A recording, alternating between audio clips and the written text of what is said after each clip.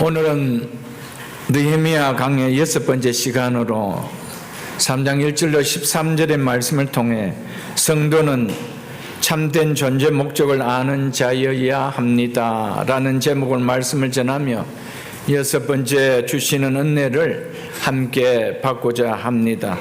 느헤미야 3장부터 7장 4절까지는 예루살렘 성벽 재건에 대한 내용을 다루고 있습니다. 오늘 시작인 3장은 성벽 재건 공사 진행 과정을 말하기에 앞서 우리가 함께 읽은 것처럼 성벽 재건 공사에 누가 참여하였는지 헌신한 사람들을 말하고 있습니다. 예루살렘 성벽은 주보에 보는 것처럼 긴 삼각형 모양을 하는데 10개의 성문과 5개의 망대를 중심하여 중수되었습니다. 성벽 재건은 북쪽의 양문을 중심으로 해서 붉은 표시로 해놨죠.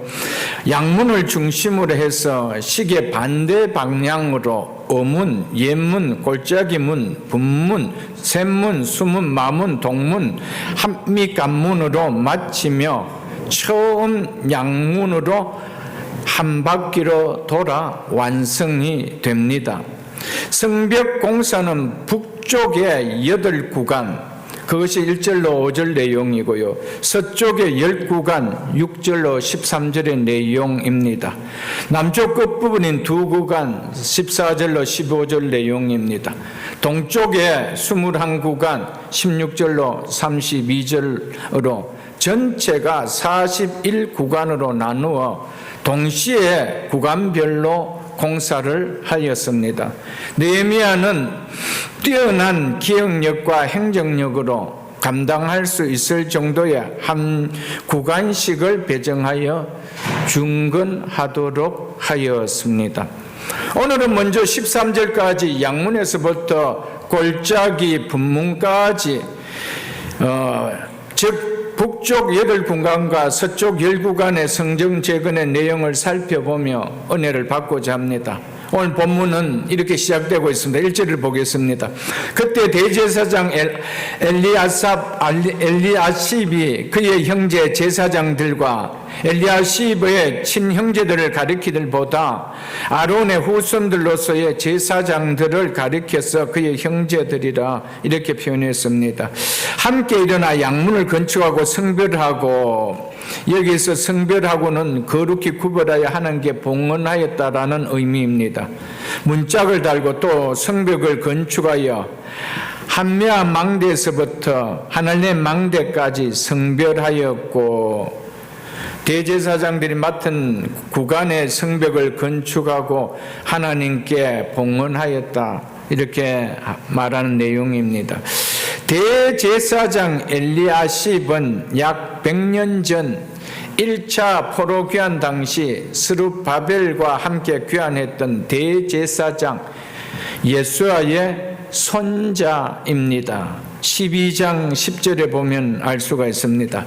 대제사장은 이스라엘의 최고의 종교 지도자입니다.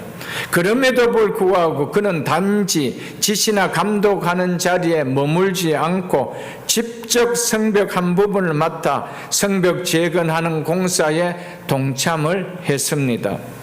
대제사장의 직분이 아무리 고귀한 직분이라도 그 직분은 자기를 위한 직분이 아니고 하나님을 위한 직분입니다. 하나님을 위하여 주어진 교회의 모든 직분은 하나님을 위하여 섬기라고 주신 직분이지 자신이 섬김받기 위하여 주신 직분이 아니라는 것입니다. 이는 하나님의 나라의 원리는 세상 나라의 원리와 다르다라는 것을 말해주고 있습니다.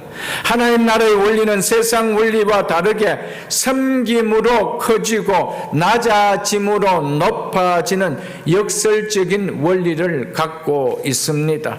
그래서 교회의 모든 직분은 섬김을 받기 위함이 아니라 섬기라고 주어진 직분입니다. 그래서 마태복음 요한복음 20장 26절로 27절에 우리 주님께서 너희 중에 누구든지 크고자 하는 자는 너희를 섬기는 자가 되고 너희 중에 누구든지 어뜸이 되고자 하는 자는 너희의 종이 되어야 하리라 라고 말씀하고 있습니다. 하나님은 섬기는 자를 또 종이 되는 자를 하나님은 높여주시고 크게 해 주신다라는 것이 하나님의 나라의 원리라는 것을 친히 말씀해 주셨습니다. 교회에서의 직분은 더 섬기는 삶이 되라고 주신 것이지 높임을 받으라고 섬김을 받으라고 주신 것이 아니라는 것입니다. 이 사실을 잃지 않는, 겸손을 잃지 않는 우리 모든 신앙의 성도들이 될 수 있기를 주의 이름으로 축복합니다. 느헤미야는 성벽 재건 공사의 첫 시작을 대제사장 엘리아십과 그의 형제 제사장들이 가장 중요한 문인 양문과 한미야 망대에서 하나넬 망대까지 성벽을 건축하는 것으로 플랜을 세우고 행하도록 하였습니다. 이것은 우리에게 시사하는 영적 의미가 매우 큽니다. 양문은 양의 문으로 성전에 바쳐질 양들이 이 문을 통해서 예루살렘 성 안으로 들어왔기에 붙여진 이름입니다. 성벽 도면에서 보는 것과 같이 양문은 예루살렘 북쪽의 한메아 망대에 가까이 있는 문입니다. 요한복음 5장 2절에 보면 양문 곁에 예수님께서 38년 된 병자를 치유하신 베데스다 못이 있었다라고 말씀하고 있습니다. 양문 곁에 못이 있는 것으로 보아 양들을 성전으로 데리고 오기에 앞서 이 못에서 깨끗하게 씻어 주실 것이라고 안드레아스 퀘스텐베르그 신학자는 그의 요한복음 주석에서 그렇게 말하고 있습니다.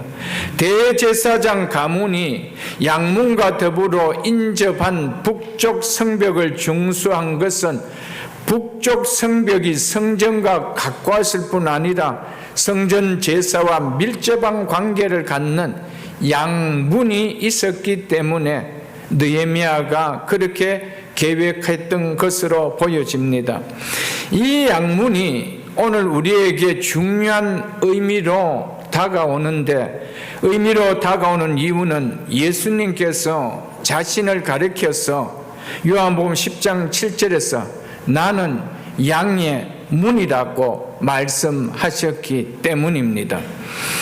이 양문이 예수님은 자기 사람들을 양으로 자신을 이렇게 양의 문으로 말씀하셨습니다. 이는 인간이 오직 자신을 통해서만 하나님의 것으로 하나님께로 나갈 수 있기 때문에 이렇게 말씀하셨습니다. 예수 그리스도는 인간이 하나님께로 나갈 수 있는 유일한 양의 문이라는 것입니다. 인간은 누구도 예수 그리스도를 통하지 않고 하나님께로 나갈 수 있는 자는 아무도 없다라는 것을 말씀하시기 위하여 나는 양의 문이다 라고 말씀하셨습니다. 그래서 예수님께서 요한복음 14장 6절에서 친히 나로 말미암지 않고는 아버지께로 올 자가 없느니라 라고 하셨습니다. 예수님은 우리를 구원하실 수 있는 구원의 유일한 통로이십니다.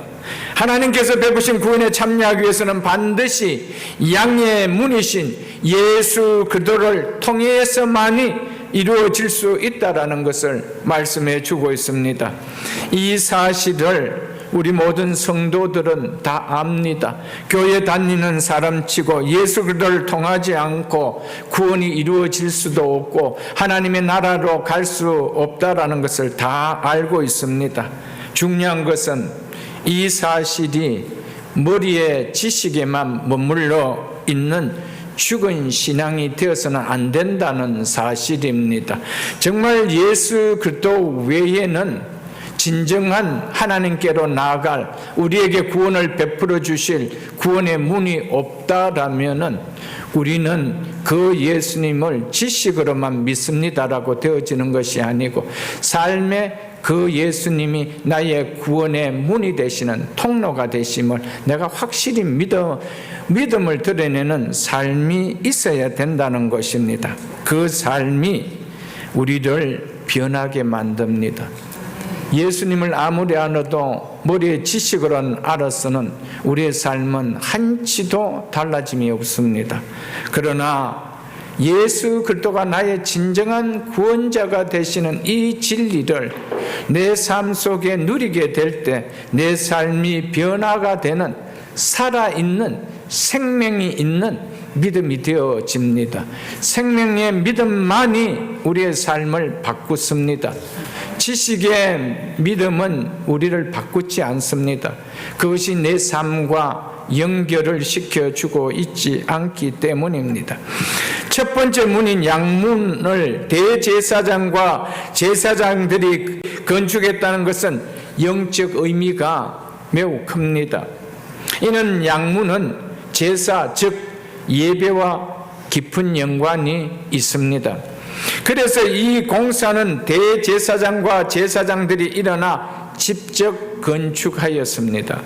성벽 공사는 양문으로 시작해서 한밑간문으로 마무리되어지는데, 유일하게 대제사장과 제사장으로 시작되는 양문과 한미아 망대에서부터 하늘의 망대까지 성벽을 건축하고는 성별하였다, 즉 하나님께 봉헌하였다, 하나님께 바쳤다라고 기록하고 있습니다.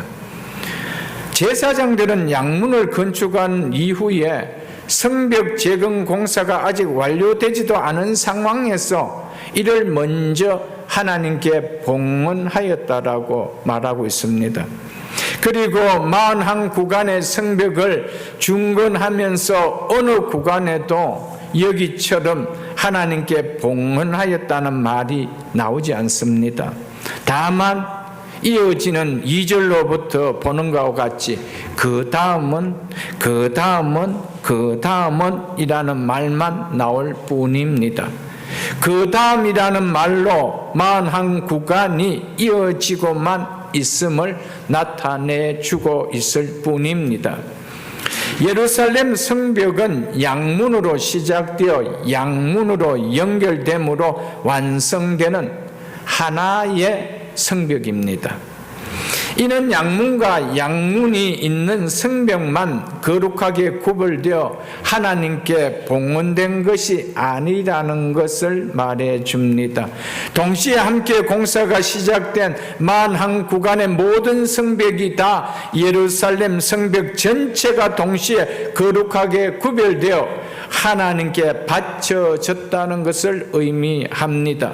그래서 다른 구간의 공사에서는 성별하였고라는 말이 나오지 않습니다. 양문은 제사와 즉 예배와 깊은 연관이 있기에 양문 건축은 온전한 예배의 회복을 의미합니다. 양문이 있는 첫 구간만 예배와 연관이 있는 것이 아니라는 것입니다. 그 다음은 이라며 공사는 예루살렘 성을 두르고 있는 모든 성벽이 다 예배와 연관을 갖고 있다라는 것을 말해주고 있습니다. 그래서 성벽 재건은 단순히 벽돌을 만들어 쌓아 올리는 물리적 성벽 재건만 아니라는 것입니다. 선민 이스라엘의 예배 회복을 의미하는 재건임을 영적으로 나타내주고 있습니다. 예루살렘 성벽 재건의 목적은 예루살렘 성을 위해서입니다. 예루살렘 성이 없다라면은 예루살렘 성벽을 재건할 이유가 없는 것입니다. 그러므로 성벽을 거룩하게 구걸하여 봉헌하였다는 것은 결국 예루살렘 성을 거룩하게 구별되게 하나님께 드리는 예배하는 도성이 되어야 함을 나타내 주고 있는 것입니다. 예루살렘 도성을 하나님을 예배하는 도성으로 회복시키기 위함을 의미합니다. 하나님을 예배하는 선민 공동체의 재건을 나타내 주고 있습니다. 이는 궁극적으로 하나님 나라의 재건을 의미하는 것이 예루살렘 성벽 재건인 것입니다. 이것이 예루살렘 성벽 재건 공사가 나타내고자 하는 목적이라는 것입니다.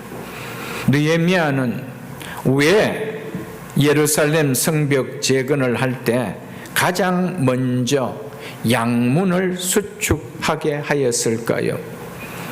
양문이 주는 의미가 크기 때문입니다. 양문은 예배와 깊은 연관이 있기 때문입니다. 이스라엘 백성들이 자신의 정체성과 신앙을 회복하는 데 있어서 예배의 회복이 가장 중요하기 때문에 양문을 가장 먼저 수축하게 하였던 것입니다. 마찬가지로 성도의 삶에 예배의 회복보다 중요한 것은 없다라는 것을 예루살렘 성벽 재건을 통하여 우리에게 교훈하고자 하고 있습니다. 형식적이고 종교적인 죽은 예배가 다시 회복되어져야 하는 것보다 중요한 것은 없습니다. 가인처럼 하나님 앞에 거절되는 예배를 수십 년을 죽을 때까지 드렸다 하더라도 그것은 죽은 예배로서 하나님이 받으시는 예배가 아니라는 것입니다. 형식은 다 있었습니다. 제물도 준비되어 있었습니다. 그런데 마음은 없었습니다. 마음은 하나님 앞에 드리고자 하고 있지 않습니다. 예배 자리에 앉았지만은 여전히 인생의 주인은 납니다. 그래서 하나님의 말씀에 내가 들을 것과 거절해야 될 것을 내가 알아서 판단을 합니다. 그게 죽은 예배라는 겁니다. 그게 형식적인 예배라는 겁니다. 이것이 회복되어야 되는 것보다 중요한 것은 없다는 것입니다. 예배가 회복되어져 하나님이 받으시는 예배가 되지 않는다라면은 그 영혼은 하나님 나라에 가질 수 있는 구원받은 영혼은 되어질 수가 없습니다. 그렇다면 가인도 해본에 가야 됩니다. 우리보다 더 걸출한 예물을 들고 하나님 앞에 예배 드렸지만은 마음은 드리지 않았습니다. 성도의 삶에 예배가 회복되어야 하는 일보다 우선되어야 하는 제일 중요한 일이 있을까요? 없습니다. 우리는 많은 경우 그렇게 생각합니다. 나 교회 안 나오다가 예배자리 나왔지 않습니까? 그거는 예배의 회복의 시작이고 출발이지 그것이 예배에 회복됐다는 증거는 아닙니다. 예배의 회복은 내 몸과 마음과 시간뿐 아니라 마음까지도 하나님 앞에 올려드립니다. 그래서 거룩한 산 제사로 하나님 앞에 올려드려라. 이것이 하나님이 받으시는 영적 예배니라, 합당한 예배니라 그랬습니다. 우리의 마음을 받기를 원합니다. 우리의 삶을 받기를 원하고 계십니다. 이 자리에 앉았는 시간을 받는 분이 하나님이 아니십니다. 그것을 우리에게 말해주고 있습니다. 양문 건축을 시작으로 성벽 건축이 시작되었으면 우리에게 전해주는 메시지가 큽니다. 왜 건축을 시작하면서 양문을 수축하는 것으로 건축하는 것으로 시작해서 성벽을 건축하게 했을까? 예배의 중요성이 와닿지 않는 무너져 있는 예배가, 구원의 은혜가 전혀 없는 형식적인 예배가 감사와 기쁨이 없는 종교적인 예배가 회복되면은 무너진 말씀의 성벽도, 기도의 성벽도, 삶의 성벽도 회복되는 겁니다. 예배가 회복되지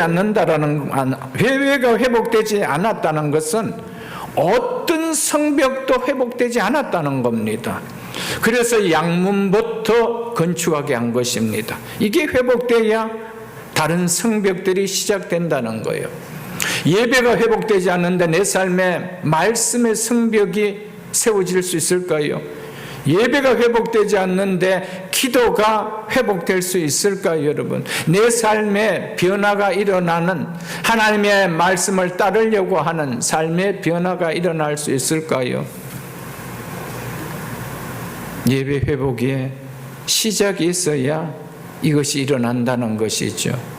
우리는 이 사실을 양문 건축으로 시작해서 성벽 재건이 시작됐다라는 것을 통하여 우리는 깨달을 수 있어야 합니다. 우리가 예배가 회복되면 무너진 말씀의 성벽도, 기도의 성벽도 회복이 되어집니다. 생명력 있는 신앙으로 반드시 회복됩니다. 그러면 삶이 회복되고 가정이 회복되는 거예요. 예배가 회복은 없습니다. 그래서 이스라엘 백성들을 회복시킬 때 하나님께서는 엘리야를 통하여 갈멜산에 가서 무너지던 제단을 통하여 예배 회복을 통하여 이스라엘을 회복시키려고 하셨습니다. 예배는 그냥 교회에 나와 예배 시간에 앉아 있는 것이 예배가 아닙니다. 예배는 드림입니다. 시간도 드립니다. 내 삶도 드립니다. 물질도 드립니다. 내 마음도 드립니다. 하나님, 나의 모든 것을 드립니다. 라는 드림의 표현입니다. 그것이 하나님과의 일어나는 교제입니다. 그것이 예배인 것을 우리가 알아야 합니다. 하나님을 인정함 없는, 하나님을 사랑함 없는, 하나님께 감사함이 없는, 죄에 회개함이 없는 형식적이고 죽은 종교적인 예배는 반드시 회복되어져야 합니다. 이스라엘 백성들에게 예배 문은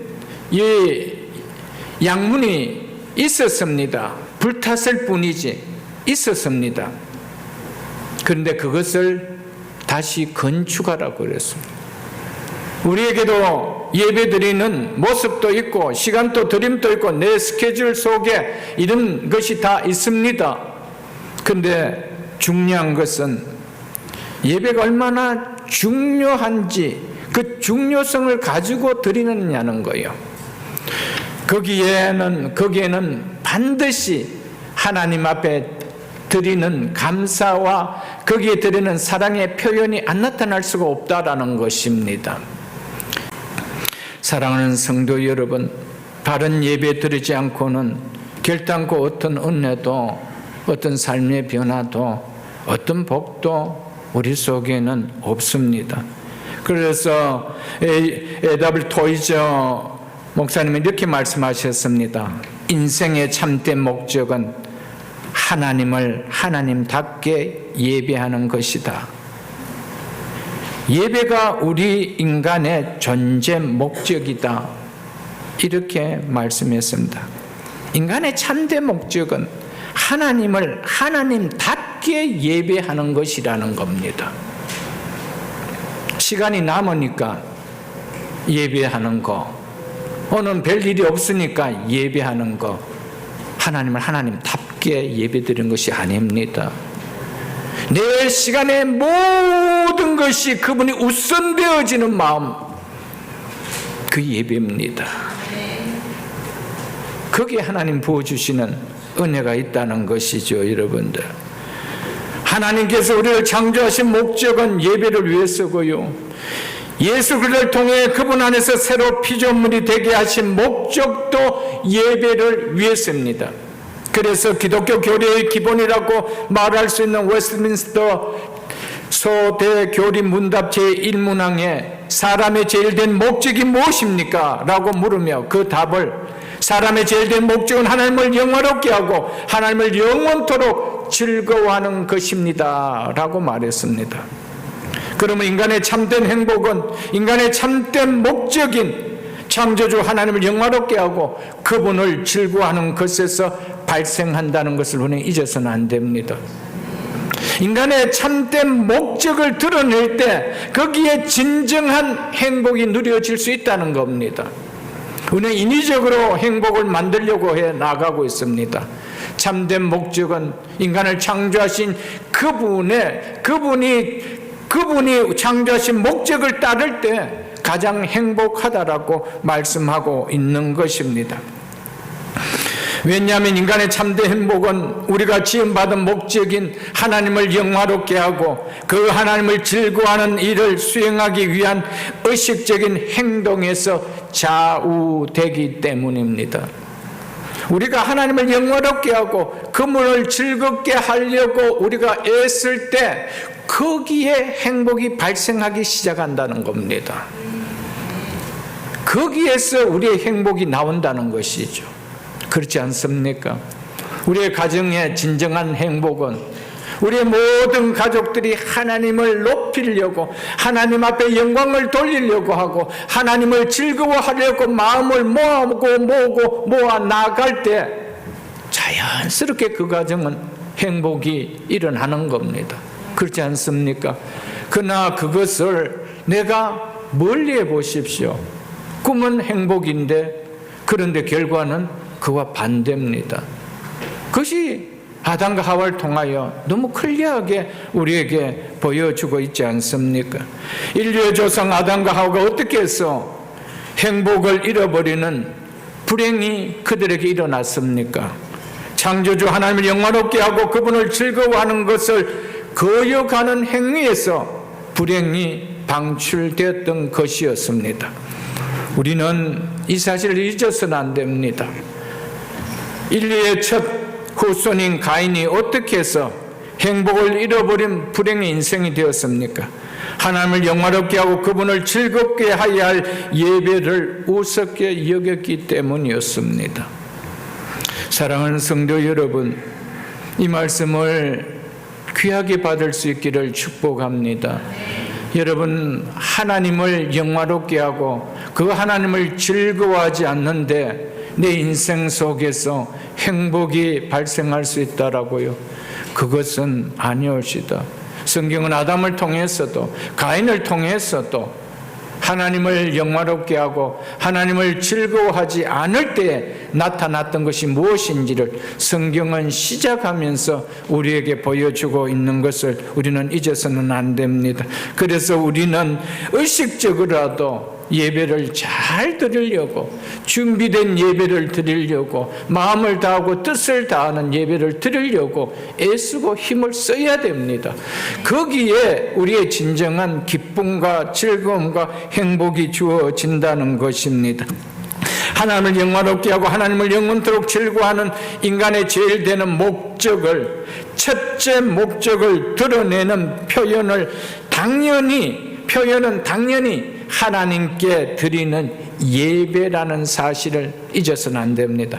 예배는 그 어떤 시간보다도 그 어떤 행위보다도 하나님을 영화롭게 하며 하나님을 즐거워하는 행위이며 시간입니다. 그리고 그렇게 되어야 합니다. 예배는 나를 즐거워하는 행위가 아닙니다. 나를 즐겁게 하는 시간이 아닙니다. 그분을 즐거워하는 행위며 그분을 기쁘게 해드리는 시간입니다. 예배 자체가 즐거움이 되어야 됩니다. 내 기호에 맞지 않기 때문에 아니올시다. 예배 자체는 하나님을 즐거워하는 시간이 되어야 된다는 겁니다. 그런데 오늘 많은 교인들이 내 기호가 이 예배와 맞지 않다는 겁니다. 여러분, 내 기호에 맞춰 예배드리는 것이 아닙니다. 예배는 하나님께 올려드리는 겁니다. 내 기호에 그 말이 맞지 않아, 그 설교가 와닿지 않아, 여러분 어디에 가야 내 기호를 맞춰줄 수 있을까요? 자기가 혼자 예배드리면 기호가 맞춰질지 모르겠지만 어디에도 그것은 없을 것입니다.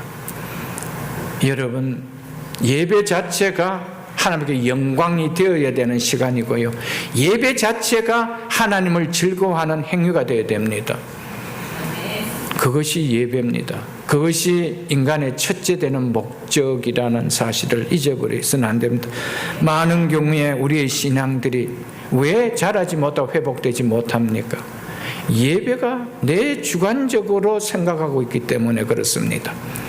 예배는 하나님을 가장 기쁘시게 하는, 영화롭게 하는 시간이요, 가장 그분을 즐거워하는 그 예배 자체가 하나님을 즐거워함이 되어야 된다는 것이죠. 이게 오늘 나에게 즐거움이 안 됐다는 거예요. 오늘 이게 나에게 기쁨이 안 됐다는 거예요. 그럼 예배를 받으시면 누굽니까? 나라는 것이, 나라는 거. 누가 하나님이라면 내가 하나님이라는 것이죠. 그러니까 그것이 결국 안 받아질 때 가인이 행한 행동은 뭡니까? 분노가 나온 거예요. 여러분, 예배를 드리고 분노가 나올 수 있습니다. 예배 드리고서도, 예배 마치고도 사람은 분을 낼 수가 있습니다. 화를 낼 수가 있습니다. 심하면은 남에게 폭행도 가할 수가 있습니다. 부부싸움도 할 수가 있습니다. 예배 잘 드리고도. 왜 그럴까요, 여러분? 내 입맛에 맞지 않았다는 거예요. 내 기호에 맞지 않았다는 거. 예배는 그런 것이 아니에요, 여러분. 예배 자체가 하나님을 가장 영화롭게 하는 시간이고, 예배 자체가 하나님을 즐거워하는 시간입니다. 이것이 예배인 것을 우리가 깨달을 수 있기를 주의 이름으로 축복합니다. 예배는 하나님께 영광을 돌리는 행위지만은 사람이 영광을 받는 행위도 시간도 아니라는 것을 알아야 됩니다. 예배를 받으신 하나님을 즐거워하는 것이지 나를 즐거워하는 것이 예배가 아니라는 것입니다. 오직 하나님께 포커스를 맞추는 것이 예배지, 예배를 드리는 나에게 포커스를 맞추는 것은 예배가 절대 아닙니다. 만일에 그걸 쓰게 된다면 은혜를 받는 시간이 있다가 어느 타임이 되면은 어떤 일로 통하여 은혜가 오지 않을 때가 있습니다. 그때부터 이제는 이곳에서 드리는 예배가 내 기호하고 잘 맞지 않아요. 그러면은 어떻게 하겠습니까? 또 교회를 찾아다니겠죠. 그러면 그곳에서 내가 찾았다고 합니다. 과연 얼마나 있으면 또 내 기호에 맞지 않다라고 할까요? 여러분, 예배는 기호를 찾는 것이 아니요, 진리면 됩니다. 아멘. 예배는 진리면 되는 거예요. 그래서 하나님 앞에 영광을 돌리고 하나님을 즐거워하는 시간이면 되는 거예요, 여러분들. 그렇지 않습니까, 여러분들?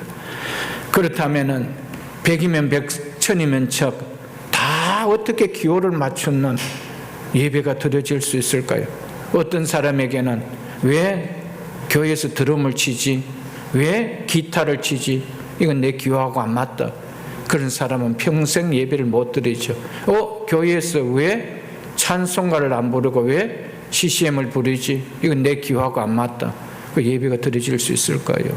드려질 수 없는 거예요, 여러분들. 예배가 성경관과 무너진다라면, 진리와 위배된다면 모르겠지만, 그렇지 않으면은 예배 자체를 즐거워할 수 있어야 됩니다. 아멘. 예배 자체를 가지고 하나님 앞에 영광 돌려야 됩니다. 그래서 하나님께서 마음을 받는다고 했습니다. 마음을 받는다. 자리에 앉았지만 생각은 저건 아닌데, 저거 아닌데. 이미 예배는 거절되어 버린 거예요. 흠양되어지지 않는다라는 것입니다. 그것을 본인이 모를까요? 본인이 압니다. 간이 알았습니다. 그것이 타고 그 연기가 연락돼 올라가야 되는데 올라가지 않는 것을 포한 거예요. 오늘 내가 하나님이 받으신 예배가 아니다. 그 예배를 드린 본인이 알까요, 모를까요? 압니다. 다 압니다. 받으신 예배는 은혜가 누려집니다. 그 기쁨이 누려집니다. 그게 확연하게 다릅니다. 하나님이 받으셨기 때문에 기쁨이 누려져요.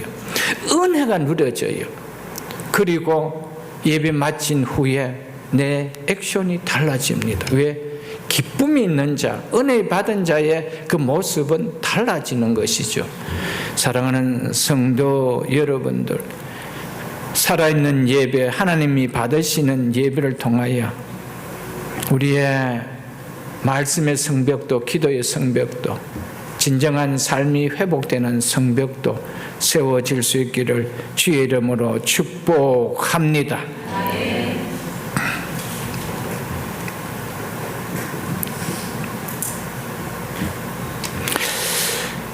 성경은 고린도전서 10장 31절에 보면 그런즉 너희가 먹든지 마시든지 무엇을 하든지 다 하나님의 영광을 위하여 하라고 말씀하였습니다.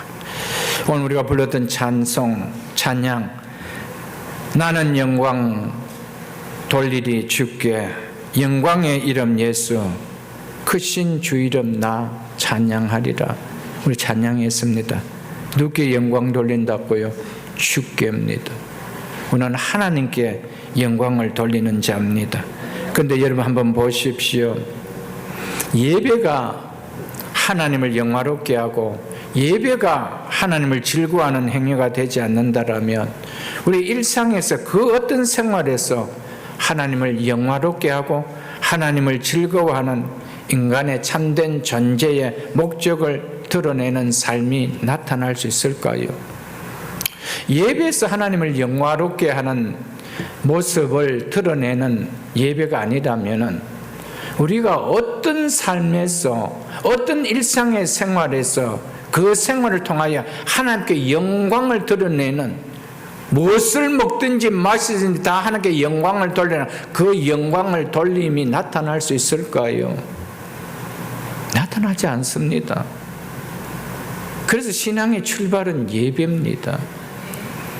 예배가 실패하면 우리의 삶, 6일의 삶도 다 하나님의 영광과는 아무런 관계가 없습니다.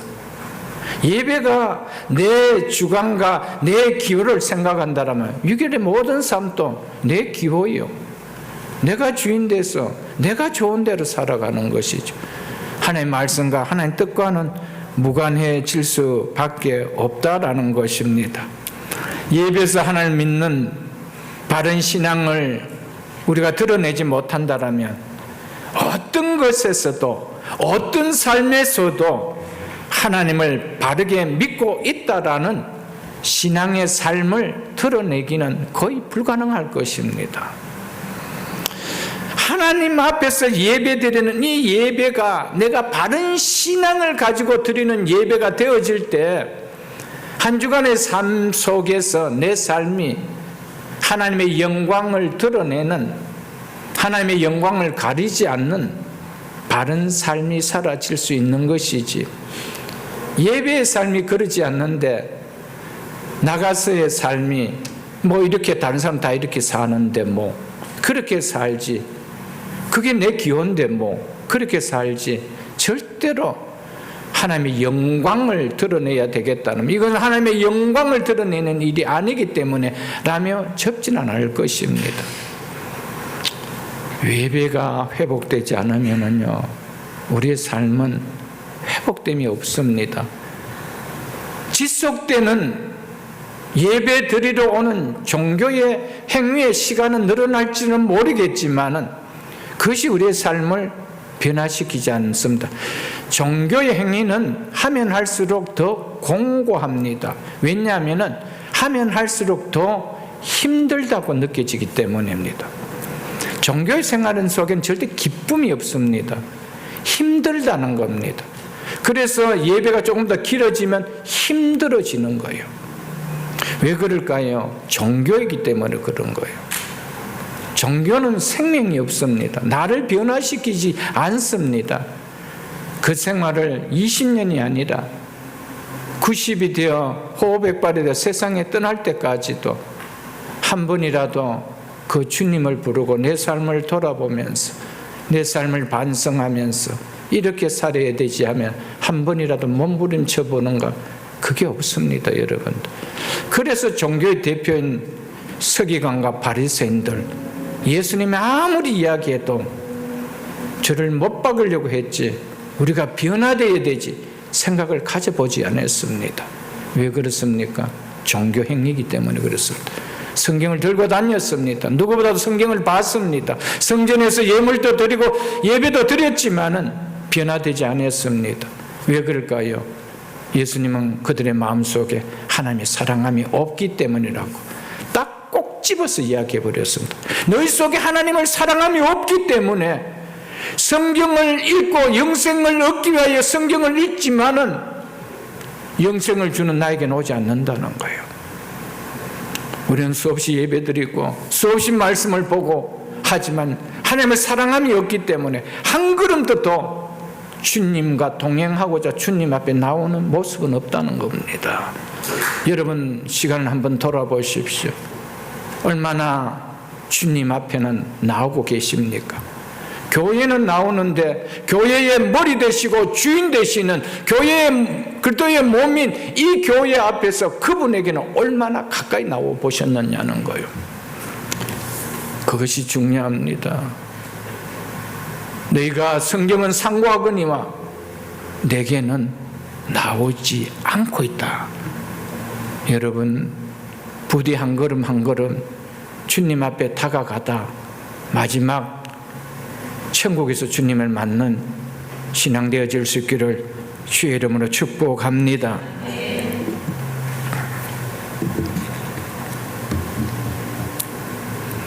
성벽 공사는 양문으로 시작해서 양문으로 마칩니다. 예배는 성도는 예배로 시작해서 예배로 마치는 인생입니다. 성도는 출생 예배로 시작해서 장례 예배로 마감되는 인생입니다. 성도는 한 해의 시작도 예배로 시작하고 한 해의 마감도 예배로 마감합니다. 그것이 송구영신 예배입니다.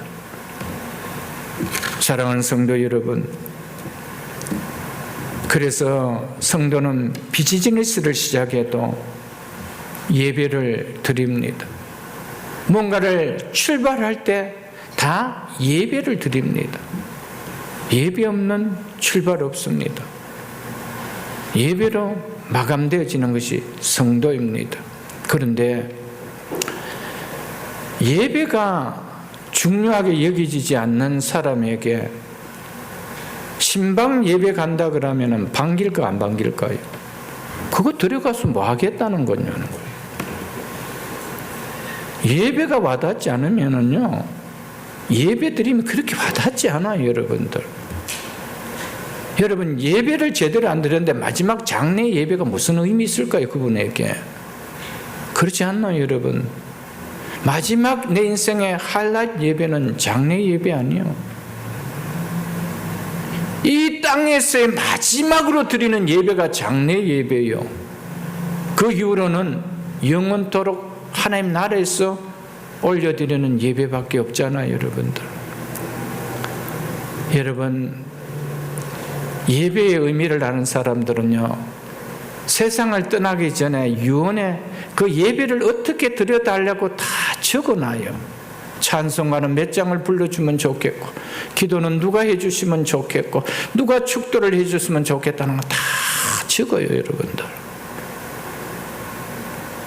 왜요? 그만큼 내가 살아갈 동안 예배를 통하여 은혜 받은 자들이기 때문에 그들을 통하여 마지막에 내 장례 예배를 그렇게 치러주면 좋겠다 그러지만은, 예배가 와닿지 않는 사람은 뭐 예배를 드리면 어떻고 그냥 뭐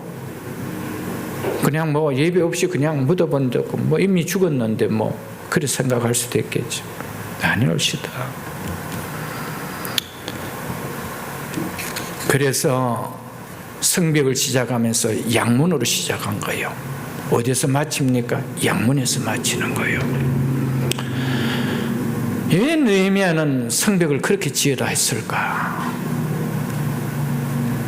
여러분, 양예문은 또한 예수 그리스도입니다. 신앙생활의 출발은 예수 그리스도 없이 출발되어질 수 있습니까? 예수 그리스도와 함께함 없는 신앙생활의 출발이 이루어질 수 있습니까? 예수 그리스도가 나의 구원자라는 고백 없는 신앙의 출발이 되어질 수 있습니까? 없습니다. 그리고 신앙의 마감은 뭡니까? 그분 앞에 가는 겁니다. 그분을 시작해서 그분으로 맞춰지는 거, 그것이 신앙 아닌가요, 여러분들? 그런데 그분으로 시작했는데 성령으로 시작했다가 갈라디아 성도들처럼 육체로 마치지는 않느냐는 거예요. 내 삶에 예수가 없는 거예요. 예수는 믿는데 예수는 없어요. 예수는 믿는데 예수님과 동행하면 없어요. 예수는 믿는데 내 삶 속에 예수님을 생각하면 없어요. 예수님의 말씀이 누려짐이 없어요. 주의 몸된 교회가 그렇게 귀하게 여기지지 않아요. 여러분, 정말 주님 사랑하십시오. 정말 예수가 나의 구원자가 맞다라면, 나를 지옥 형벌에서 구원해 주신 그분이 내 주님이 맞다라면 그분 사랑하십시오. 사랑할 때 드리는 예배는 정말 다를 것입니다. 그분을 사랑하는데 그분 앞에 앉아있을 때 나의 모습이 어떻겠어요, 여러분들? 내 속에 그분 사랑함이 있는지 늘 돌아보십시오. 저도 하나님 앞에 늘 회개함이 그겁니다. 목사인데 하나님, 내가 주님을 얼마나 사랑합니까? 얼마나 사랑하고 있습니까? 늘 그것을 돌아보며 회개합니다. 여러분, 주님 사랑하십시오. 주님이 뭐라 그랬습니까? 네가 나를 사랑하느냐? 예수님은 공생의 기간에 제자들에게 딱 2가지 질문밖에 안 했습니다. 첫 번째는 너희는 나를 누구라 하느냐? 나를 어떤 분이라고 생각하고 나를 따르느냐? 그 첫째 질문이었습니다. 두 번째는 지금까지 따라왔다라면 네가 나를 사랑하느냐? 사랑하고 따랐느냐는 거예요. 그거 묻고 계십니다.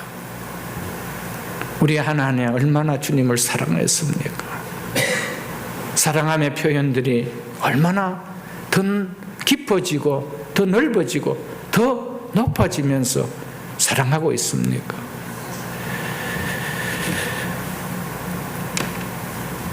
예배 회복 없는 그분의 진정한 사랑의 회복 없습니다. 그분을 사랑함 없는 그분을 닮은 나의 변화도 없습니다. 우리는 기억할 수 있어야 됩니다. 성도는 예배가 그렇게도 중요하기에 기뻐도 예배드리고요, 슬퍼도 예배드리고요, 부부 싸움해도 예배도 드리고요, 평탄할 때도 예배드리고요, 고난 때도 예배드리고요, 건강할 때도 예배드리고요, 몸이 아플 때도 예배를 드리는 거예요. 예배가 중단되지 않는 것이 성도요. 왜 그럴까요? 그 중요성을 알기 때문입니다. 그 가치를 알기 때문입니다. 그 가치를 모르면 예배는 어떤 데는 버려도 될 휴지가치밖에 여겨지지 않을 때가 있습니다. 거기에 생명 걸 이유가 없습니다. 거기에 내 삶의 우선순위를 1순위를 둘 이유가 없습니다. 그런 예배를 드리는 그 주님을 내가 사랑하는 마음이 있겠어요, 여러분들? 내 목숨을 내어놔도 안 할 것만큼 할 때 그분이 사랑해지는 거 아니에요? 그분을 그렇게 사랑하기 때문에 목숨까지도 내어놓을 수 있는 거 아니에요? 내 삶까지도 내어놓을 수 있는 것이 아닐까, 여러분? 여러분의 자녀들을 사랑하지 않는다라면 여러분 자녀들이 밤새도록 아파도 그 부모는 코 골고 자고 있을 것입니다. 그러나 진짜 사랑한다라면 한숨도 함께 자지 못하고 그 아이 머리에 손을 얹고 배에 손을 얹고 그렇게 같이 밤을 지새우지 않을까요, 여러분들? 사랑하면 다릅니다. 사랑하면 행동이 달라집니다. 부디 주님, 사랑하며 예배드리며 신앙생활할 수 있기를 주의 이름으로 축복합니다. 또 성벽을 건축하여 한미한 망대에서부터 하나님의 망대까지 성별하였고 한국 안에 한미아 망대와 하나님의 망대 두 망대가 있다는 것은 이곳이 적의 공격이 빈번한 곳임을 말해주고 있습니다. 망대라는 것은 그런 높은 곳에서 보초가 서서 감시하는 것을 망대라고 하거든요. 그런 망대가 두 곳이 한 지역에 있었다는 것은 그 지역에 적의 공격이 다른 곳보다 빈번했다는 겁니다. 그만큼 이 지역의 성벽 공사는 어려웠다는 것을 또 말해주고 있습니다. 그리고 적의 공격이 빈번한 곳이라는 것은 그곳이 중요한 곳임을 말해주고 있습니다. 중요하지 않다면 왜 공격을 하겠습니까? 중요하다는 것이죠. 성전이 가까이 있는 곳이기에 그것이 중요했습니다. 예배가 있는 곳이기에 그것이 중요했습니다. 신앙을 세워주는 곳이기에 그것이 중요했습니다. 그래서 두 망대를 세웠던 것이었습니다. 사단은 하나님 나라가 서게 하는 주요 자리를 너무 잘 알고 있습니다. 그것을 공격하려고 하고 있습니다. 우리의 가정 속에 누가 제일 중요한지 사단은 너무 명쾌하게 잘 꿰뚫고 있습니다. 누구를 공격해가 무너뜨리면 저 가정은 신앙은 다 날아갈 수 있다는 것 사단은 너무 잘 알고 있습니다. 그 부분을 더 빨리 튼튼하게 보수할 수 있기를 주의 이름으로 축복합니다. 그거 잃어버리면 내 신앙 잃어버린다라고 생각되는 그 부분을 우리는 신속하게 보수해 나갈 수 있어야 됩니다. 내 신앙 속에 예배가 희미했구나. 예배를 회복해야 됩니다. 기도가 약했구나. 기도가 회복되어져야 됩니다. 말씀이 없었구나. 말씀을 묵상해야 됩니다. 그 부분을 단단하게 보수해야 됩니다. 왜요? 그것이 적이 빈번하게 닥칠 수 있는 주요한 요소이기 때문입니다. 사단은 교회가 시험 들도록 교인들을 부추깁니다. 사단은 성도들에게 은혜가 임하지 못하도록 마음과 환경들을 꼬드겨 나갑니다. 성도에게 중요한 것이 무엇보다 예배인 것을 사단은 너무 잘 압니다. 그래서 사단은 예배를 무기력화시키려고 얼마나 애쓰는지 모릅니다. 예배를 드리지 못하도록 공격을 합니다. 상황이 벌어지게 만듭니다. 일이 일어나게 만듭니다. 예배를 드려도 마음이 받쳐지지 않도록, 예배가 마음이 들어지지 않도록 그 시간에 공격을 합니다. 온갖 잡다한 생각이 들어오게 합니다. 또 생각지도 않았던 것들이 생각나게 만들어 버립니다. 중요하지 않는 주보를 이리 뒤적 저리 뒤적 합니다. 누가 그래야 할까요, 여러분들? 여러분, 사단은 예배의 공격이 얼마나 심하다는 것을 우리는 모를 것입니다, 여러분들. 그리고 우리의 기도의 성벽을 세우지 못하도록 기도를 공격합니다.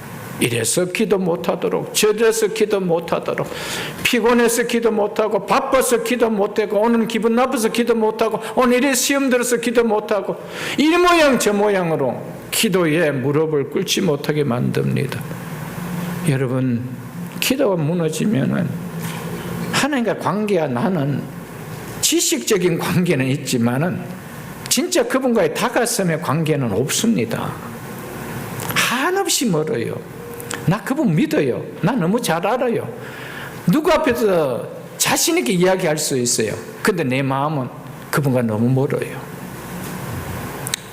기도가 무너졌기 때문에. 베드로가 왜 멀찍이 따라갔습니까? 왜 제자들이 예수님을 따라가지 못했습니까? 기도의 시간에 다 골아떠 잤기 때문입니다. 너희가 한 시간도 나와 함께 기도할 수 없느냐 라고 했던 예수님의 책망, 마지막 그 중요한 자리 앞에서도 기도가 없었던 그들은 여지없이 다 무너져 버렸습니다. 여러분, 사단은 무엇을 무너뜨리면 우리가 무너지는 것을 너무나 잘 알고 있습니다. 여러분, 돈에 약한 사람은 돈을 가지고 유혹합니다. 건강에 약한 사람은 건강을 가지고 유혹합니다. 자기 사랑에 강한 사람은 자기 사랑을 강하게 만듭니다. 이 모양 저 모양 가지고 파고들어 우리의 신앙을 무너뜨리려고 합니다.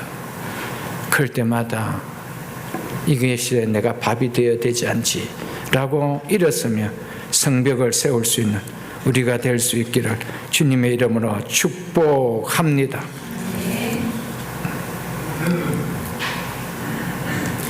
느헤미야는 전략상 가장 중요한 성전이 가까이 있는 북쪽 성벽을 성전에 대한 책임이 강한 제사장들로 하여금 제일 먼저 중수하도록 하였습니다.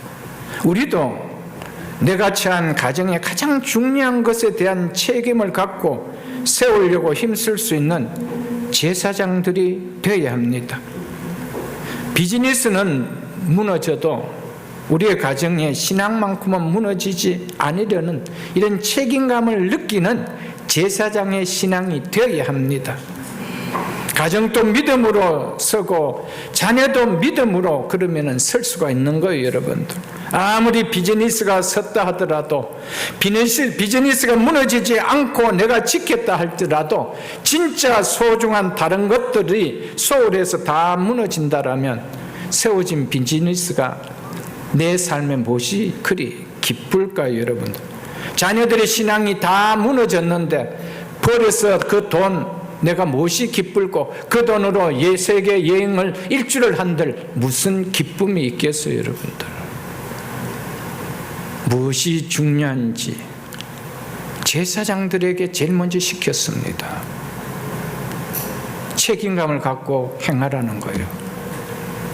우리 모든 가정에 제사장이 되십시오.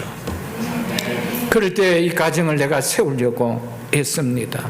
무엇이 중요한지 눈에 들어옵니다. 보입니다. 우선순위를 바꾸지 않습니다. 우선순위가 세워지면은 그 뒤는 자동적으로 세워지는 거예요.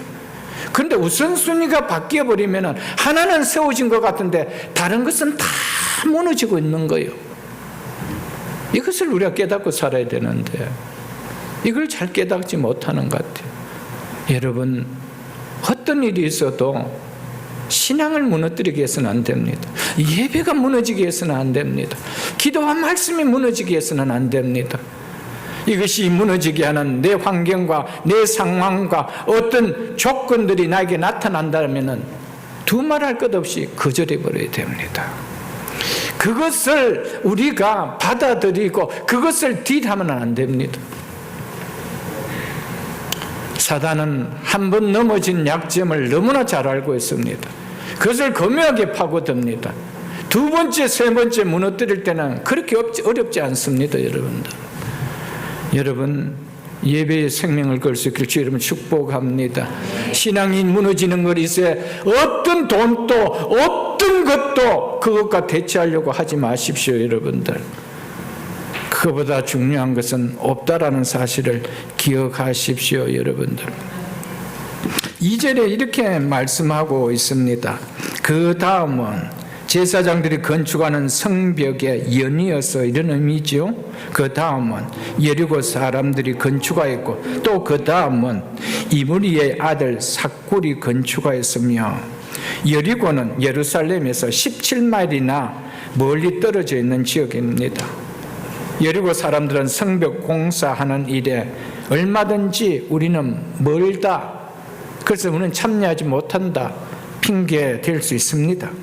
그리고 예루살렘 성벽 중건돼 봐야 우리 예루살렘하고 무슨 우리 예루살렘에 참 우리 여리고에 무슨 유익이 있느냐? 그 별 큰 유익이 없지 않느냐? 예루살렘 주민들만 좋지, 이렇게 하고 참여하지 않을 수 있습니다.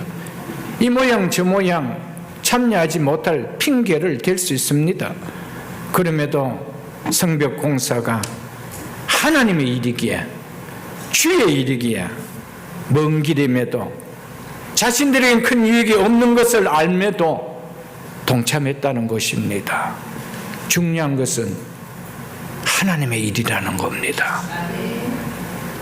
여리고 사람들뿐 아니라 5절에 보면은 드고와 7절에 보면은 기브온 미스바 13절에 보면은 사노아 14절에 보면은 베낫게렘 16절에 보면 벳술 17절에 그일랏 사람들도 예루살렘에서 먼 곳에 있는 사람이들이었습니다. 그런데 참여했습니다. 이들도 여리고 사람들처럼 예루살렘 성벽 공사가 자신의 이익과는 그다지 상관이 없다고 생각하여 얼마든지 참석하지 않을 수가 있습니다. 멀다는 핑계로 참석하지 않을 수가 있습니다. 그런데 하나님의 일이기에 참석했습니다. 교회의 공적 모임에 그 시간은 내 자신에 그다지 큰 유익이 되지 않는다는 생각으로 또 먼 곳에 있기에라는 이유로 불참하지 마시고요. 모이기에 힘쓰라고 말씀하신 공동체의 모임은 하나님이 기뻐하시는 하나님의 일이기에 하나님을 사랑하는 마음으로 참석하여 공동체가 기관들이 영적으로 수적으로 더욱 힘을 낼 수 있고 힘을 쓸 수 있도록 여러분 힘써 주시기를 부탁드립니다. 우리가 참석하지 않으려면은 이 모양 저 모양 다 핑계가 있습니다. 나는 멀었어. 나는 그것이 나에게 유익되는 시간이 아니었어. 나는 이 시간 다른 거 하면 더 유익돼 라고 할 수가 있습니다. 그러나 여리고 사람들을 비롯해서 많은 멀리 떨어져 있는 이스라엘 백성들의 주민들이 하나님의 일이기에 그 일이 하나님의 일이기에 참석했다는 사실을 잊지 마십시오. 여러분들, 이것이 이 말씀을 통하여 우리에게 주는 영적 교훈이 되지 않을까. 여러분, 5절을 보겠습니다. 그 다음은 두고와 사람들이 중수하였으나 그들 귀족들은 그들의 주인들의 느헤미야를 도와서 일을 하던 감독자들 가르쳐서 하는 말입니다. 그들의 주인들의 공사를 분담하지 아니하였으며, 여기서 분담하지 아니했다는 말을 바른 성경에서는 자기 상관들의 일에 협조하지 않았다. 세번역에서는 그들 집안의 어떤 유력자들은 공사 책임자들에게 협조하지 않았다. 이렇게 번역을 해놓고 있습니다. 드고와는 예루살렘 동남쪽 약 9마일 떨어져 있는 지역입니다. 이들도 멀다는 핑계로 자신들의 이익과 그다지 상관이 없다면 성벽 공사에 동참하지 않을 수 있었습니다. 일이 하나님의 일이기에 여리고 사람들이 동참했던 것처럼 동참했습니다. 그런데 드고와 사람들의 귀족들은 무슨 마음에 있은지 성벽 공사에 협조하지 않았다라고, 동참하지 않았다라고 성경은 기록해 놓고 있습니다. 이들은 한 달란트 받은 종처럼 하나님의 일에 충성하지 않는 불명예스러운 이름으로 남게 되어졌습니다. 주의 일에 특별히 앞장서야 할 위치에 있는 사람들이 협조를 보이지 않는 이 모습이 여러분들에게는 어떻게 와닿습니까? 이 드고와 귀족들이 협조하지 않는 드고와의 귀족들이 여러분들은 어떻게 보여지고 어떻게 느껴지고 있습니까? 혹 이 모습이 지금 나의 모습은 아닌지 한번 돌아볼 수 있기를 부탁드립니다.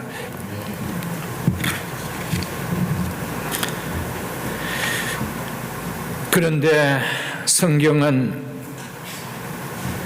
팔을 걷고 동참해야 될 위치에 있는 사람들이 주의 나라를 위하여 동참하지 않고 협조하는 자들이라고 기록하고 있는 이 사실, 여러분들은 어떻게 느껴지십니까? 주의 교회와 주의 나라를 위하여 살아야 할 성도인 우리의 모습이 이처럼 협조하지 않는, 동조하지 않는 부끄러움으로 기록되지 않을까 두려움을 갖는 신앙이 되어야 됩니다. 여러분, 죽으면 nothing이라는 이 생각은 그리스도인이 가질 수 있는 생각도 아니고 그리스도인이 되어질 수 없습니다. 여러분, 정말 천국과 지옥이 있음을 믿습니까? 그렇다라면은 우리의 삶은, 우리의 믿음은 달라지지 않을까요? 나띵이라면 모르겠지만, 나띵인데 왜 우리가 예배를 드려야 되고 왜 믿음 생활을 해야 되죠? 천국이 있고 지옥이 있음을 확실히 믿기 때문이 아닐까요, 여러분들? 내 이름은 어떻게 기록되고 있을까? 하나님 나라에 협조한 자라, 협조하지 않는 자라, 동참하지 않는 자라. 여러분, 이런 오명이 없기를 주 여러분 축복합니다. 3장은 예루살렘 성벽 재건에 힘쓴 공로자들의 이름을 열거하고 있는 장입니다. 그런데 더구와 귀족들은 그 명예로운 명단에 그들의 이름을 올리지 못했습니다. 오히려 한 달러 받은 종처럼 불충성한 불명예스러운 자들로 기록이 되어졌습니다. 성경은 왜 이 사실을 기록해 놓고 있을까요? 드고아들만, 귀족들만 협조하지 않았다고 딱 한 절만 그렇게 기록하고 있습니다. 왜 하나를 이렇게 기록하고 있을까요, 여러분들?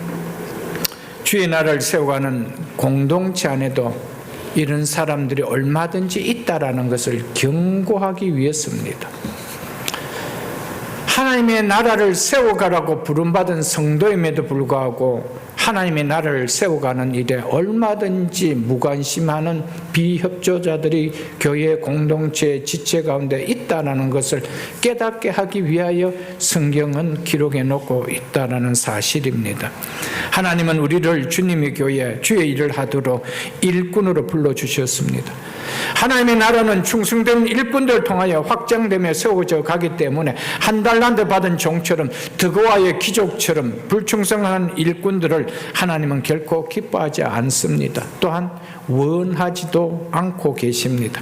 그래서 주님께서 한 달란트 받은 불충성된 종을 향하여 이 무익한 종이라고 했습니다. 이 무익한 종이라고 했습니다. 이 의미는, 무익하다는 이 의미는 쓸모가 없다라는 의미입니다. 하나님 나라에 이런 자들이 쓸모가 없기에 무익한 종이라고 하며 바깥 어두운 데로 내쫓으라고 했습니다. 하나님 나라에 필요한 사람이라면 왜 쫓아내어라 할까요? 무익했기 때문에 무익한 자들이 있는 곳에 가라는 겁니다. 사랑하는 성도 여러분, 하나님은 우리를 예수 그리스도를 통하여 구원시켜 하나님의 교회로 불러주신 것은 하나님의 나라를 세워가는 일꾼이 되어라고 주의 교회로 불러주셨습니다. 근데 일꾼으로 부름받았는데 일을 하지 않는다면 무익한 종이죠. 근데 그냥 무익한 종이라고만 말하고 있지 않습니다. 쓸모가 없기에 어두운 데로 내어 쫓으라. 더 슬픈 것은 거기서 슬피 울며 이를 갈리라 하니라. 아멘. 우리는 이것이 현실이 되기 전에 말씀을 두렵고 떨림으로 받을 수 있어야 됩니다. 이것은 나와 절대로 무관한 것이다, 이런 생각은 교만 중에 교만이요. 그건 사단이 주는 마음이죠. 사랑하는 성도 여러분, 이런 말씀 앞에 두렵고 떨림으로 여러분 들을 수 있기를 주 이름으로 축복합니다. 그래서 고린도전서 4장 2절에 보면 맡은 자들에게 구할 것은, 즉 요구되는 것은 충성이니라 라고 했습니다.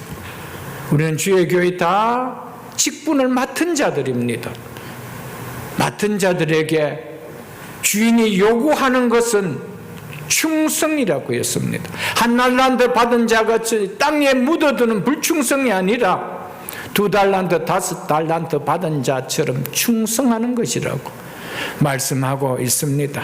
마지막 날 하나님 나라에 무익한 종으로 판명되어 결코 하나님 나라에 들어갈 수 없다고 하신 주의 말씀을 귀 있는 자들은 들을 수 있는 이 시간 될 수 있기를 주의 이름으로 축복합니다.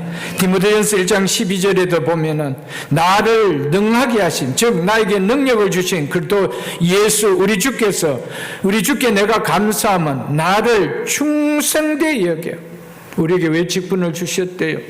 나를 충성되이 여겨 내게 직분을 맡겼으니.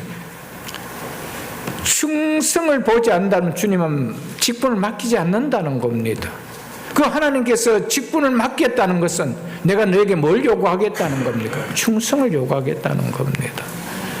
여러분, 한국 성경을 펴보겠습니다. 잠언 25장 13절을 보겠습니다. 잠언 25장 13절입니다. 구약성경 939쪽입니다. 구약성경 939쪽. 잠언 25장 13절입니다. 충성된 사자는, 즉 충성된 일꾼은 그를 보낸 이에게 마치 추수하는 날에 얼음 냉수 같아서 능히 그 주인의 마음을 시원하게 하느니라. 아멘. 충성된 일꾼이 어떻대요? 추수날에 그 때 앞에 서서 추수하는 주인을 얼음 냉수 한 그릇 떠서 시원하게 해주는 그런 자와 같이 주인의 마음을 시원케 한대요. 우리는 어떻습니까?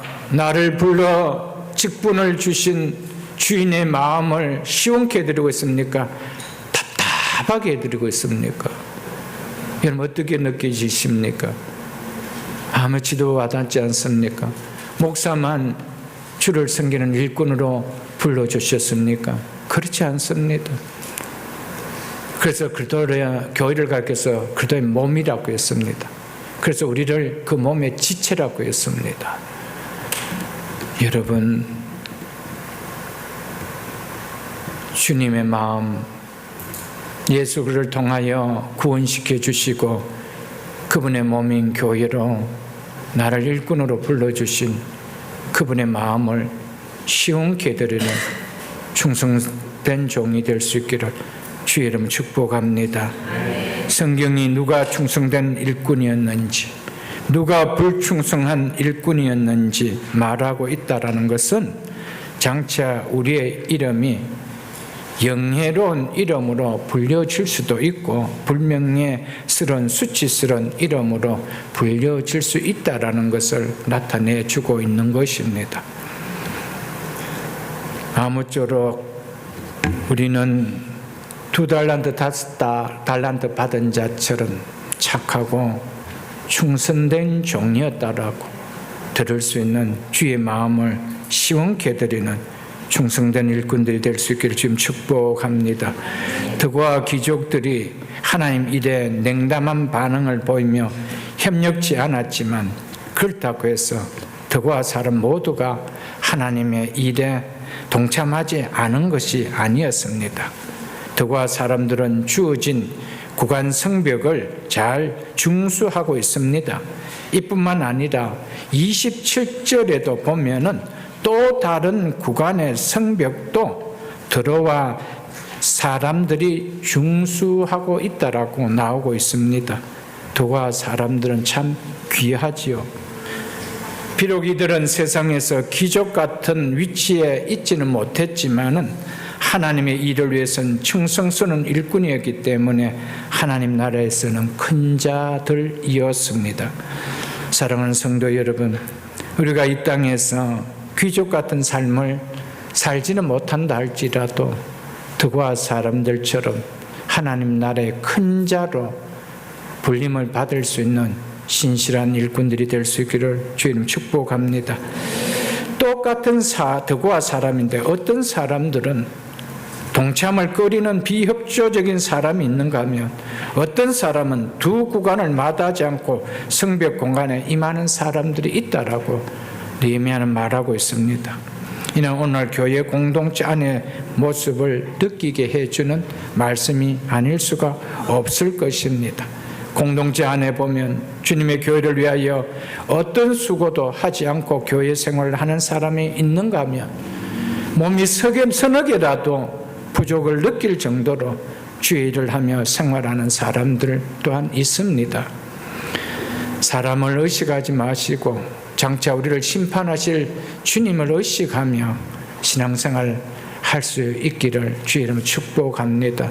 우리는 일꾼으로 불러주신 이 짧은 시간의 인생의 삶 속에서 하나님 앞에서 충성된 일을 했다라는 두고와 사람들처럼 그런 소리를 듣는 우리가 될 수 있기를 주님 축복합니다. 3장 8절을 보겠습니다. 이어서 8절을 보겠습니다. 그 다음은 금장색은 금은 세공자를 말합니다. 금장색 할헤야의 아들 우시엘 등이 중수하고 그 다음은 향품 장사, 향품 제조업자를 말합니다. 하나냐 등이 중수하되 그들이 예루살렘의 넓은 성벽까지 하였고, 이 구간에 보면 예루살렘 성벽 공사에 동참한 사람들 중에 상인 조직들인 금은 세공자와 향품 제조업자가 나오고 있습니다. 금은 세공업자와 향품 제조업자는 당시 최고의 직업을 가진 자들이었습니다. 그래서 학자들은 이들은 부자였다라고 말하고 있습니다. 이들은 돈을 잘 버는 그 일을 지금 내려놓고 성벽 공사에 참여했다는 것을 보여주고 있습니다. 이것이 더 귀한 일이 여겨졌기 때문에 얼마든지 돈을 더 잘 벌 수 있는 이 시간들을 이걸 내려놓고 하나님의 일을 위하여 그들이 동참했다는 거예요. 나 동참 못하는데 그 대신 돈은 좀 투자할게, 이렇게 할 수 있었습니다. 그렇게만 해도 귀할 텐데 그 일을 내려놓고 동참했더라. 사랑하는 성도 여러분, 하나님이 원하시는 때에 하나님의 일을 더 귀하게 여겨져 참여하여 섬기는 우리 모두가 다 될 수 있기를 주님을 축복합니다.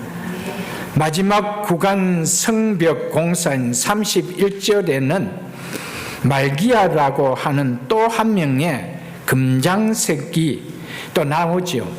그리고 32절에는 여러 명의 금장색들이 나옵니다.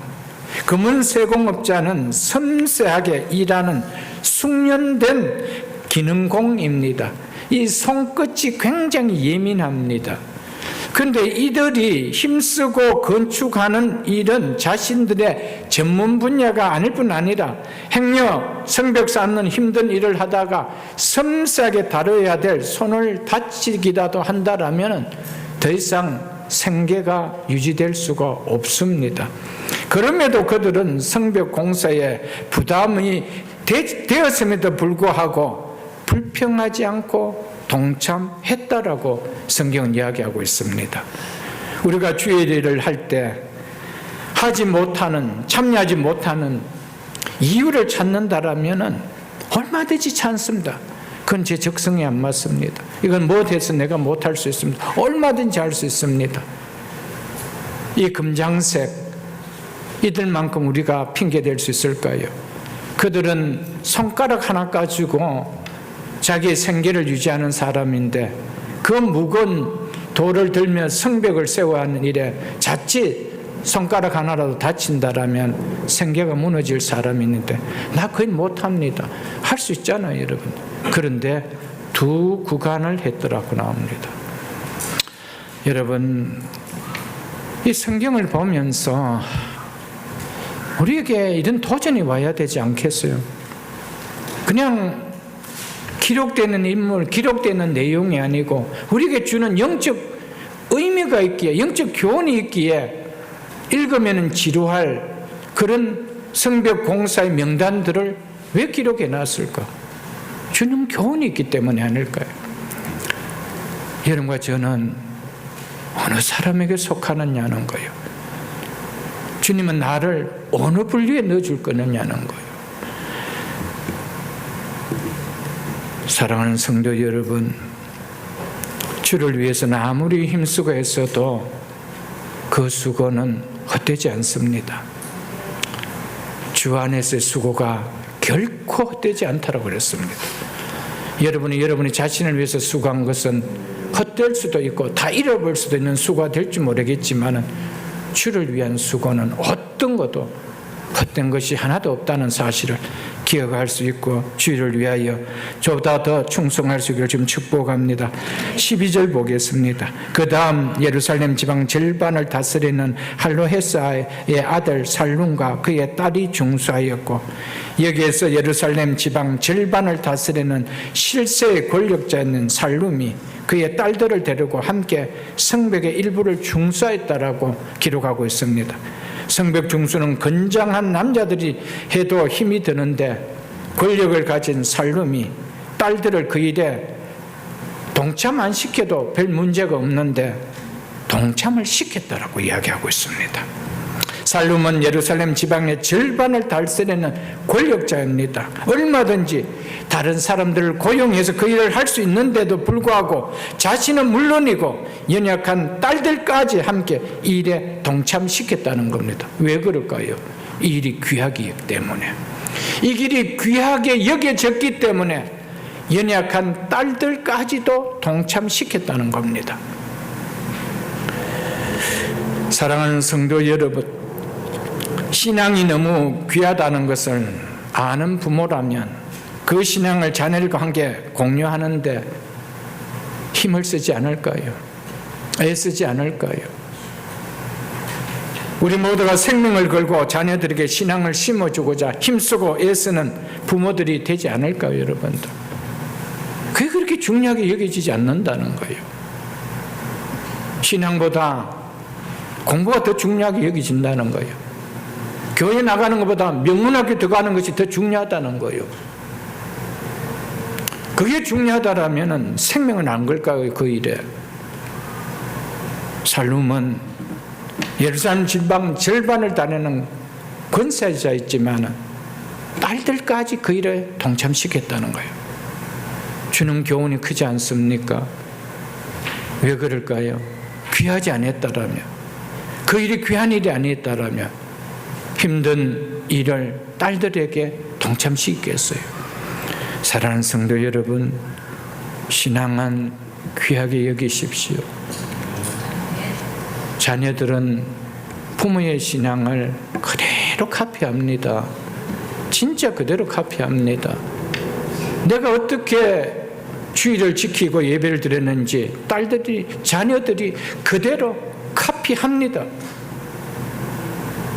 어떻게 기도 생활하는지 그대로 카피합니다. 어떻게 교회 생활하는지 카피합니다. 내가 귀하게 여기지 않는 것을 자녀들이 귀하게 여기며 좋겠다는 생각 자체가 부모에게 들어올까요? 내가 귀하게 여기지 않는 것이 자녀가 귀하게 여겨서 열심히 내면 그게 너무 안타까워요. 저러다가 학교는 왜 하려고? 입학은 어떻게 하려고? 그럼 발을 동동 굴림이 있지. 그게 그렇게 칭찬하고 싶은 일로 와닿지 않을 겁니다. 언제 올까요? 그게 나에게 너무 귀하게 느껴질 때.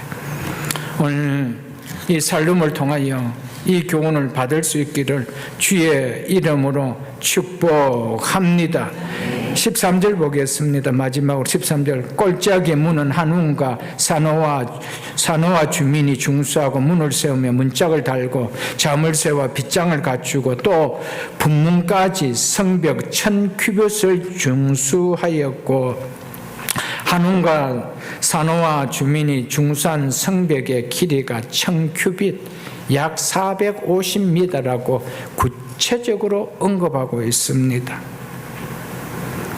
이것은 평균 한 구간을 하는 것 4배, 5배 이상의 거리입니다.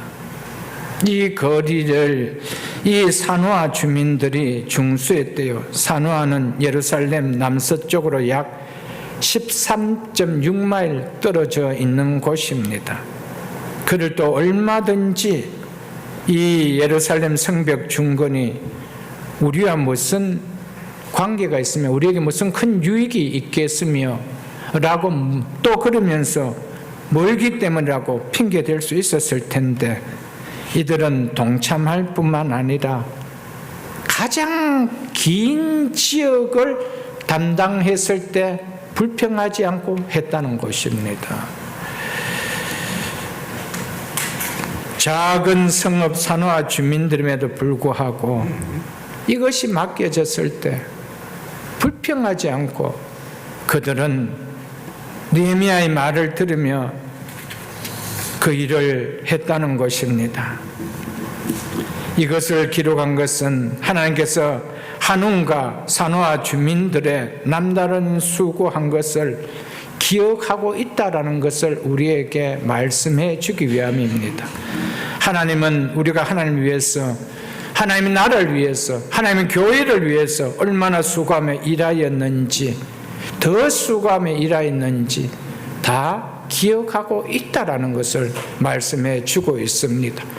누가 평균보다 더 많이 했다 라고 하면서 이것이 평균치였으면 이것을 기록해 놓지도 않았습니다. 평균 그들에게 주어지는 것이 전체의 길이를 보면 거의